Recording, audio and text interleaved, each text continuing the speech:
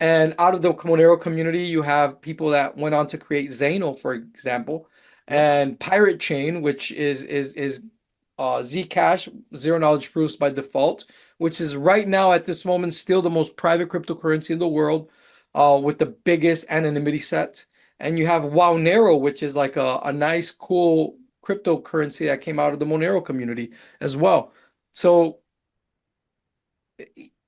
I never wanted to have to say this, but I'm at the point where I have to. It's like, yeah, it seems as if humanity's only choice now are privacy coins. Like I always held to that hope of a hyper Bitcoinization, a Bitcoin world, but it's unless there has to be the only way that we can actually have like hyper Bitcoinization still is if there's a breakthrough application on BSV. There has to be something that goes extremely viral that completely like shocks everything and just like something like if you guys want to look into it, treechat.ai, it's like a web3 social network that lives on BSV. I think it's pretty cool. But it would have to be something extremely spectacular that would completely obliterate or downgrade all the negative marketing that BSV has accrued because of Craig Wright and because of guys like Calvin Ayre and Yeah. Stefan Matthews. And I Like, spent and I spent so much time on all of that, and again, there's a lot to be said of just letting go. So once you get, which is like, okay, am I attached to this particular thing, or what's is there an end? And the end goal for me is just, I want people to be able to engage in voluntary transactions. I mean, at the end of the day, it's free will versus determinism, it's love versus fear, it's abundance versus scarcity, it's decentralization versus centralization.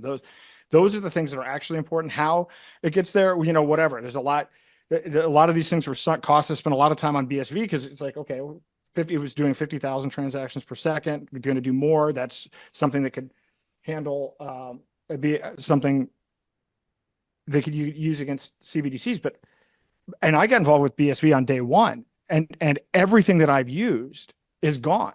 There was an AnyPay, the point of sale system. I used to be able to buy gift cards. I used Twetch, literally everything that I used on this thing. And now you can't buy it anywhere except through Rock Wallet. And by the way, when that court thing happened and I went to go, like, that didn't work when I needed it to happen. I ended up having to use some like Change Now or whatever to get out of BSV. And fortunately, I did it right at the right time.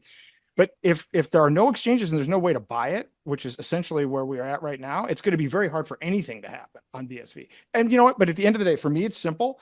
I just don't want CBDCs and I don't want centralized tokens. So I'll gravitate to whatever combination of things. And I'm not even looking for one thing, just a combination of the good, gold, whatever. Let's put all of it together and let's make it all work. And because you can get caught up on any one of these chains and it becomes part of your identity and everything else. And it's like that's hard to break. If you can break it as soon as you can, it'll help. It was a dark period for me. The lawsuit, I watched every minute of the Craig lawsuit, and it was kind of an interesting set of timing because I didn't know that you were lawsuit. into BSV like that. Oh I yeah, didn't know you Kurt, really. Wow. Kurt has interviewed me a couple of times, and oh yeah, and yeah, no, I was uh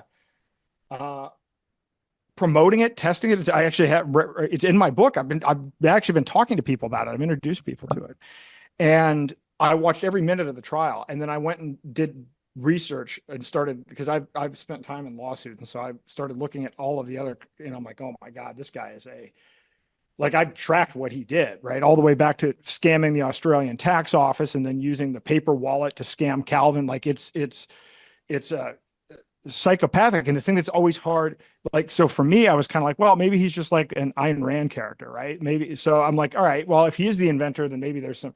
And then finally at the end, it's like, no, this is an absolute mess.